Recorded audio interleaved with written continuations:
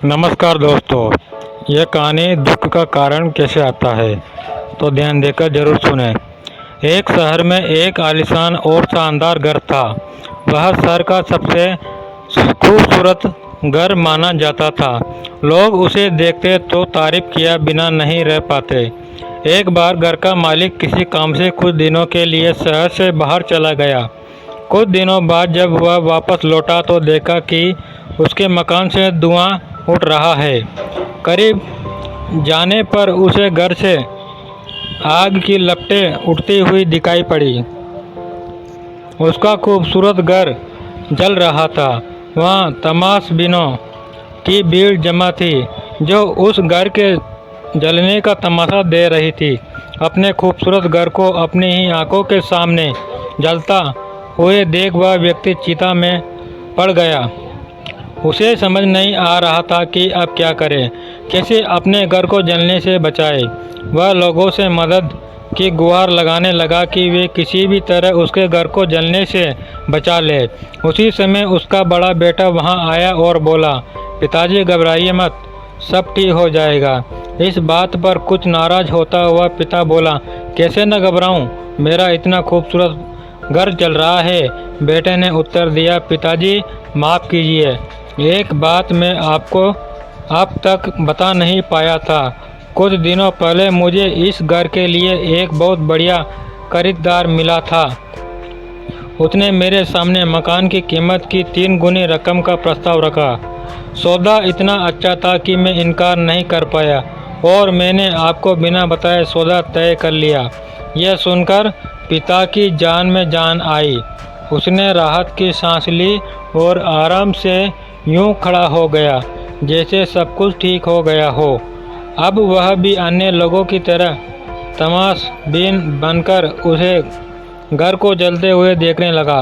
तभी उसका दूसरा बेटा आया और बोला, पिताजी हमारा घर जल रहा है और आप है कि बड़े आराम से खड़े होकर इसे जलता हुआ देख रहे हैं, आप कुछ करते क्यों नहीं? बेटा, चिंता की बात नहीं है, तुम्हारे बड़े भाई ने ये घर बहुत अच्छे दाम पर बेच दिया है। अब ये हमारा नहीं रहा, इसलिए अब कोई फर्क नहीं पड़ता। पिता बोला, पिताजी भैया ने सौदा तो कर लिया, लेकिन अब तक सौदा पक्का नहीं हुआ है। अभी हमें पैसे भी नहीं मिले हैं। अब बताइए, इस जलते हुए घर के लिए कौन पैसे देगा? यह सुनकर पिता फिर से चिंतित हो गया और सोचने लगा कि कैसे आग की लपटों पर काबू पाया जाए। वह फिर से पास खड़े लोगों से मदद की गुहार लगाने लगा। तभी उसका तीसरा बेटा आया और बोला, पिताजी घबराने की सच में कोई बात नहीं है। मैं अभी उस आदमी से मिलकर आ रहा हूँ जिसे बड़े भाई ने मकान का सौदा किया था। उसने कहा है कि मैं अपनी जुबान का पक्का हूँ। मेरे आदर्श कहते हैं कि चाहे जो भी हो जाए, अपने जुबान पर कायम रहना चाहिए। इसलिए अब जो हो जाए, ज़बान दी है तो घर जरूर लूँगा और उसके पैसे भी दूँगा। पिता फिर से चिंता मुक्त हो गया और घर को जलते हुए देखने लगा।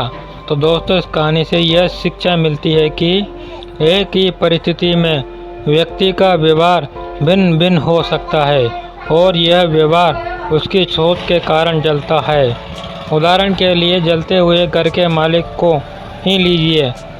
घर तो वही था जो जल रहा था, लेकिन उसके मालिक की सोच में कई बार परिवर्तन आया और उस सोच के साथ उसका व्यवहार भी बदलता गया। असल में जब हम किसी चीज़ से जुड़ जाते हैं तो उसके छीन जाने पर या दूर जाने पर हमें दुख होता है, लेकिन यदि हम किसी चीज़ को खुद से अलग कर देते हैं तो एक अलग सी आज़ादी महसूस करते हैं और दुख हमें छूता तक नहीं है। इसलिए दुखी होना और न होना पूर्णतः हमारी सोच और मानसिकता पर निर्भर करता है। सोच पर नियंत्रण रखकर या उसे सही दिशा देकर हम बहुत से दुखों और परेशानियों से न सिर्फ बच सकते हैं बल्कि जीवन में नई ऊंचाइयां भी प्राप्त कर सकते हैं। धन्यवाद दोस्तों। आपको कहानी कैसी लगी कमेंट में हमें ज़रूर बताएं और चैनल को सब्सक्राइब करें।